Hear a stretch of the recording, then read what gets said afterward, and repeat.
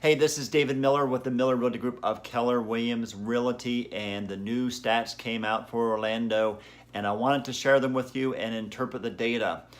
I did want to answer a question that I'm getting a lot from a lot of our clients, and it's really a two-part question. It's like, David, are we in a bubble? Number one, and number two, are we going to crash like we did last time? So let me sort of break that apart.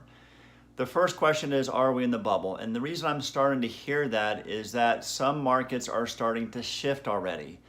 San Francisco, mostly out in the California coast, those markets are starting to shift from a very strong seller's market to not as strong as a seller's market.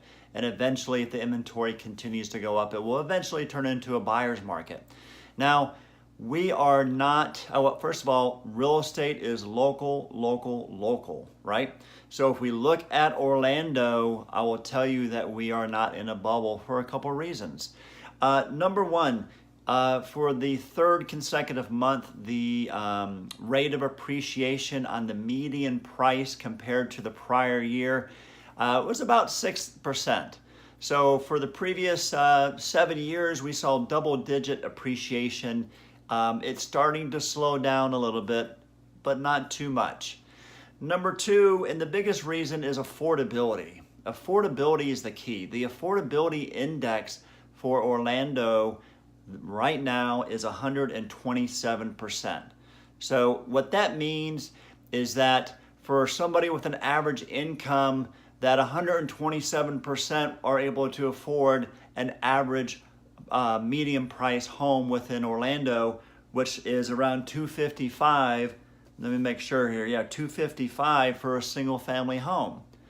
So if we compare that to San Francisco, they're currently sitting at 23%. That means only 23% of people that make the average medium income for their state are able to afford houses, which means 80% of people can't.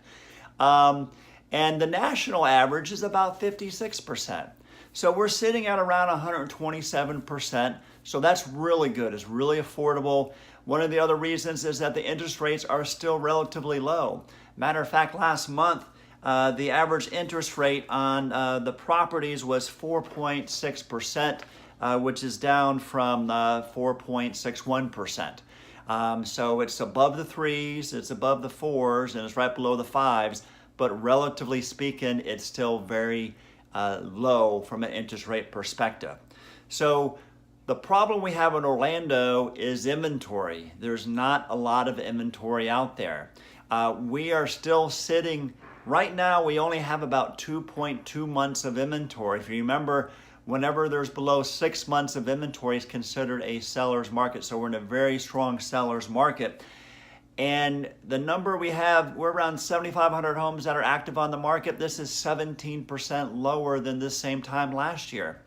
So our biggest problem is inventory. We don't have enough inventory on the market, and that's really affecting the first-time home buyers because the affordability index for first-time home buyers is 90% rather than 127%.